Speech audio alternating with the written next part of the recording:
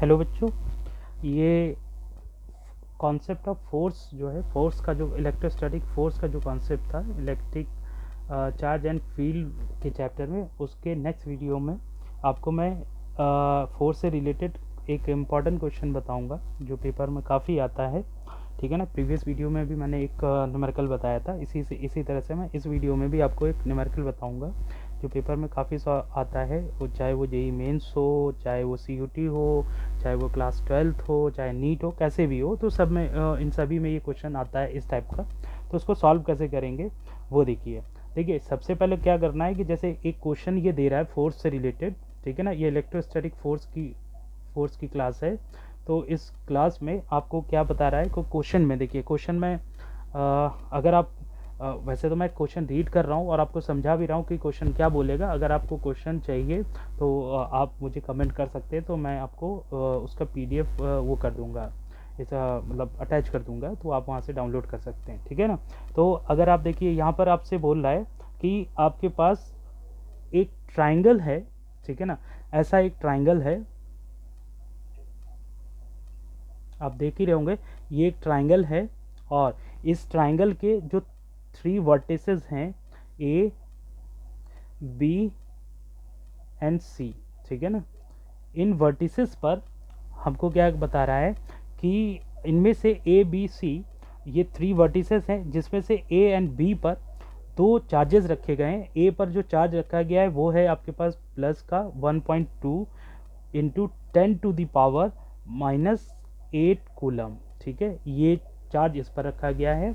और जो बी है उस पर जो चार्ज रखा गया है वो है 1.6 इंटू 10⁻⁻8 ऑफ कूलम, और ये कैसा अपोजिट चार्ज है, यानी कि माइनस का चार्ज है, ये रखा गया है। तो अब ये क्वेश्चन पूछता है इसमें कि ये जो थर्ड वर्टेक्स है सी, ठीक है, तो वहाँ पर उस सी पर आपका नेट फोर्स क्या होगा। ठीक है ना, due to A and B charges. ठीक है ना, यानी कि ए और बी पर जो चार्जेस हैं उसके ड्यू टू विच आपके सी पर नेट फोर्स कितना होगा, ये हमको बताना है। ठीक है ना। और नेट फोर्स कितना है इसके लिए मैं ये मान के चलता हूँ कि यहाँ पर जो ये सी है, यहाँ पर जो चार्ज है वो कैसा रहा होगा, ये सी को मैं मान लेता हूँ ये भी पॉजिटिव है। ठीक है, यहाँ पर एक क्यू चार्ज होगा और वो कैसा होगा, पॉजिटिव होगा। तो चलिए स्टार्ट करते हैं, इसको देखते हैं कि किसको सॉल्व कैसे करना है। तो अब देखो यहाँ पर अगर हम देख रहे हैं कि जो चार्ज ए पर है उसका जो वैल्यू है वो पॉजिटिव वैल्यू है। इट मीन्स कि ये पॉजिटिव है, और मैंने जो चार्ज सी पर लेट कर रखा वो प्लस का है। आप नेगेटिव भी ले सकते हो, आपकी चॉइस है। ठीक है ना। तो ये भी प्लस का है, तो अगर ये प्लस का है तो ये उसको क्या करेगा, ये वाला चार्ज क्या करेगा, इसको रिपेल करेगा। ठीक है ना। और एक चीज़ और दी है कि इनके बीच का सेपरेशन दिया हुआ है 3 सेंटीमीटर। ठीक है ना। और इनके बीच का सेपरेशन है 4 सेंटीमीटर, और ये इन दोनों के बीच का सेपरेशन है 5 सेंटीमीटर। ओके। तो जब ये वाला चार्ज उसको रिपेल करेगा तो ऑब्वियस है कि इसका जो फोर्स होगा आउटवर्ड होगा ना, इस तरह से। और इस फोर्स को मैंने मान लिया क्या है, F1। इस फोर्स को मैंने क्या ले लिया, F1 फोर्स। ओके। और अब जो चार्ज बी पर रखा है वो नेगेटिवली चार्ज है, तो इसलिए इसका मतलब क्या होगा, ये इस सी पर रखे चार्ज को क्या करेगा, इस सी पर रखे चार्ज को अपनी तरफ अट्रैक्ट करेगा। तो जब ये अट्रैक्ट करेगा तो इस पर जो फोर्स होगा ये इसकी तरफ होगा F2। जैसे सपोज ये क्या है, F2 है ना। तो जो भी चार्ज सी पर रखा गया है उस पर नेट फोर्स हमको बताना है। तो इसके ए के कारण उस पर क्या लग रहा है, F1 फोर्स लग रहा है, और बी के कारण उस पर क्या लग रहा है, F2 फोर्स लग रहा है। अब इनका नेट मुझको फाइंड करना है। तो जो नेट फाइंड करना है वो क्या होगा, अब आप देख सकते हो कि ये वाला जो चार्ज है और मतलब ये वाला जो फोर्स है और जो ये वाला फोर्स है ये एक दूसरे के परपेंडिकुलर होंगे, दैट्स वाई। तो ये एक दूसरे के परपेंडिकुलर हैं, तो दैट्स वाई ये 90 का एंगल होगा। ठीक है ना, कैसा होगा, 90 का एंगल होगा। अब देखो, अब यहाँ पे वेक्टर एडिशन को समझने के लिए और उसके फोर्स को, नेट फोर्स को फाइंड करने के लिए हमको क्लास 11th में जाना होगा, और क्लास 11th का कुछ आपको जो फोर्स से रिलेटेड पार्ट था, नेट फोर्स से रिलेटेड वेक्टर के फॉर्म में, उसको थोड़ा सा रिकॉल कराना होगा। तो जब हम उसको रिकॉल कराएंगे तो वो कितना होगा वो देखिए। थोड़ा सा मैं रिकॉल करा देता हूँ, फिर मैं इसको सॉल्व कराता हूँ। ठीक है ना। अब देखो एग्जैक्टली 11th में क्या होता था कि अगर आपके पास क्या है कि अगर 2 वेक्टर हैं, ये एक वेक्टर p वेक्टर है और दूसरा वेक्टर आपके पास ऐसा q वेक्टर है, ठीक है ना, और इनके बीच का जो सेपरेशन है जस्ट सपोज कि वो थीटा है, कितना है, थीटा। तो इनका जो नेट जो फोर्स होगा, रिजल्टेंट फोर्स होगा, वो कैसा होगा, ऐसा होगा ये, ठीक है ना, इसको रिजल्टेंट मान लिया मैंने। तो एग्जैक्टली होगा क्या, ये जो रिजल्टेंट फोर्स होगा इन दोनों p वेक्टर और q वेक्टर के लिए, p वेक्टर और q वेक्टर के लिए, ये आपके पास क्या होगा, ये आप देखो ये थीटा है, इसको q मत समझना, ये थीटा है, ठीक है ना। तो p और q वेक्टर के लिए जो नेट रिजल्टेंट फोर्स होता है वो कितना होता था, वहाँ पे क्लास 11th में आपने पढ़ा होगा, तो ये होता था r स्क्वायर इक्वल्स p का स्क्वायर q का स्क्वायर, ये सब मैग्नीट्यूडल हैं, और प्लस 2pq कॉस थीटा होता था वहाँ पे 11th में। जब भी हम वेक्टर को पढ़ते थे वहाँ पे जो नेट जो फोर्स होता था या नेट वैल्यू जो होती थी वेक्टर्स की, वो मैग्नीट्यूडल वो ये होती थी। तो यहाँ से r जो होगा कितना आएगा आपके पास, अंडर रूट के अंदर ये आपके पास आ जाएगा कितना, ये आएगा p square plus q square plus 2pq cos theta, ये आ जाएगा नेट फोर्स, ठीक है। नेट जो होगा, नेट वैल्यू जो होगी, नेट मैग्नीट्यूडल वैल्यू वो ये होगी, और इन दोनों की वैल्यू इन ये जो दो वेक्टर हम लेंगे इनके बीच के एंगल पर डिपेंड करेगा कि थीटा कितना है, तो थीटा जो भी होगा उसके अकॉर्डिंग ये चेंज होगा। अब जस्ट सपोज कि यहाँ पे जो थीटा है, मैंने जो अभी क्वेश्चन सॉल्व करना स्टार्ट किया, तो इसमें देखिए फोर्स का क्या है, एक वेक्टर फोर्स का ये है और एक वेक्टर फोर्स का ये है, और इनके बीच में देखो ये भी तो हो गया ना वेक्टर, तो इसलिए इनके बीच में जो एंगल है वो आप देखो कितने का बन रहा था, 90 का। तो आप देख सकते हो, सिंपली देख ही सकते हो, ये 90 बन रहा है, ये ऐसे जाएगा और ये बिल्कुल स्ट्रेट जाएगा, तो इनके बीच में एंगल 90। तो दैट्स वाई अगर ये 90 का एंगल है तो यहाँ पर हमको क्या करना होगा, इसको सॉल्व, इस फॉर्मूले को यूज़ करना होगा। सिंस हमको पता है कि यहाँ पर नेट फोर्स जो निकालना है उसको मैंने एफ नेट लेट कर लिया है, ठीक है। तो ये क्या होगा, अंडर रूट के अंदर सेम फार्मूला लगाएंगे, पहला जो वो है फोर्स वो है F1 का स्क्वायर, दूसरा क्या है F2 का स्क्वायर, और उसके बाद क्या हो जाएगा 2 times of F1 F2 and cos theta, ठीक है। बस कुछ नहीं करना है, ये जो फार्मूला मैंने अभी बताया था इसमें P और Q की जगह आपको F1 F2 ले लेना है, क्योंकि वो फोर्सेज हैं, और अगर उससे ज़्यादा होंगे तो वो भी आप यूज़ कर सकते हो, फिलहाल तो मैं 2 के लिए बता रहा हूँ।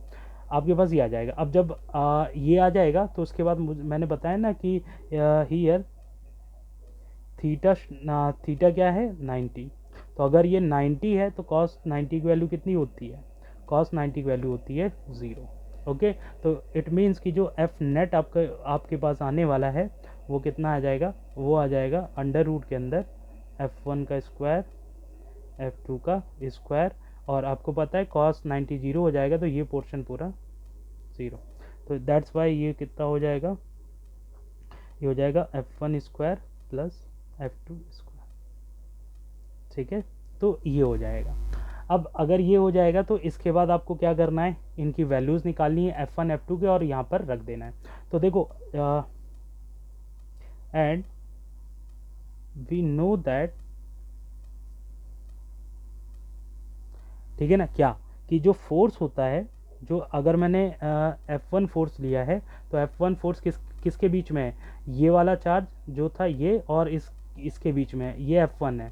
तो अगर मैं F1 निकाल रहा हूँ, ये आउटवर्ड है, तो F1 आपके पास 1 बाई कितना होता है 4 पाई एप्सिलॉन नॉट, मैंने फार्मूला पीछे बताया भी हुआ है, और Q1 Q2। अब देखो Q1 तो आपके पास ये है, ठीक है ना।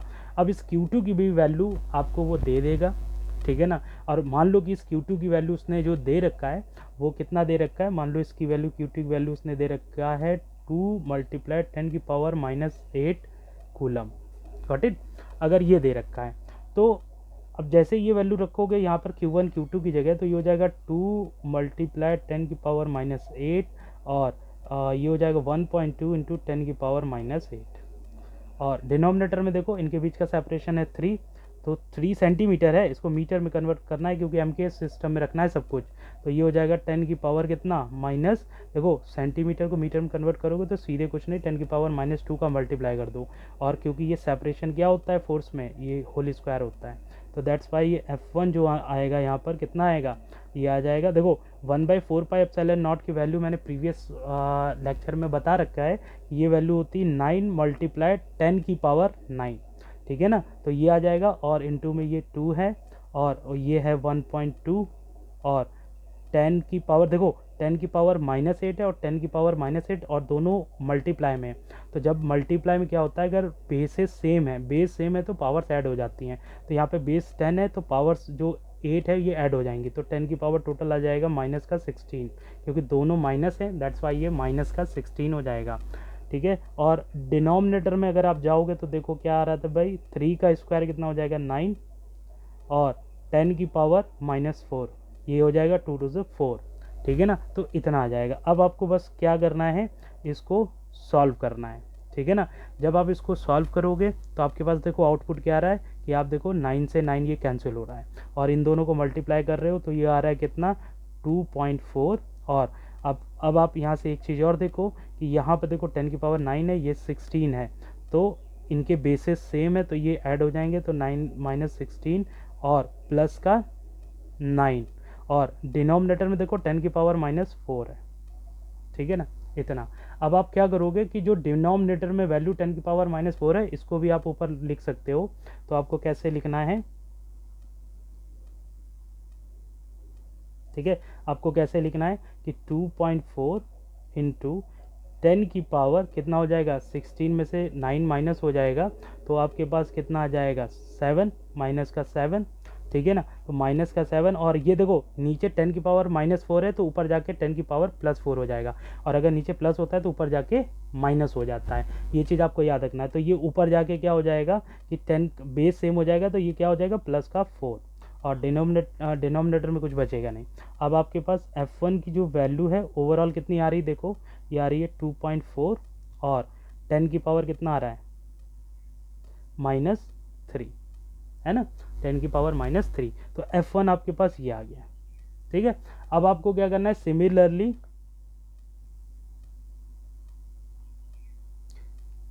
सिमिलरली आपको f2 कैलकुलेट करना है। और f2 क्या है, ये जो दो थे बी और सी पर चार्जेस, इनके बीच का जो अट्रैक्टिव फोर्स लग रहा था वो होगा F2। तो अब इसके लिए हम कैलकुलेशन करेंगे तो ये हो जाएगा 9 × 10 की पावर 9 और इसके लिए जो फोर्स जो Q1 था 2 × 10 की पावर -8 और जो Q2 था वो था 1.6 × 10 की पावर -8 और डिनोमिनेटर में इनके बीच का सेपरेशन जो दिया था वो दिया था 4 सेंटीमीटर। तो 4 × 10 की पावर -2, क्योंकि -2 इसलिए लगाए क्योंकि सेंटीमीटर में दिया था, और इसका होल स्क्वायर।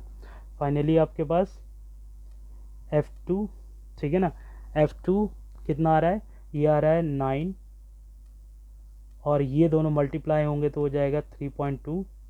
ठीक है ना, और यहाँ पर देखो 10 की पावर -8 और +9 तो ये हो जाएगा कितना 10 की पावर -16 + 9 और डिनोमिनेटर में देखो 4 का स्क्वायर इज 16 और इंटू 10 की पावर 2 माइनस का 2 टू 4 तो -4 हो जाएगा।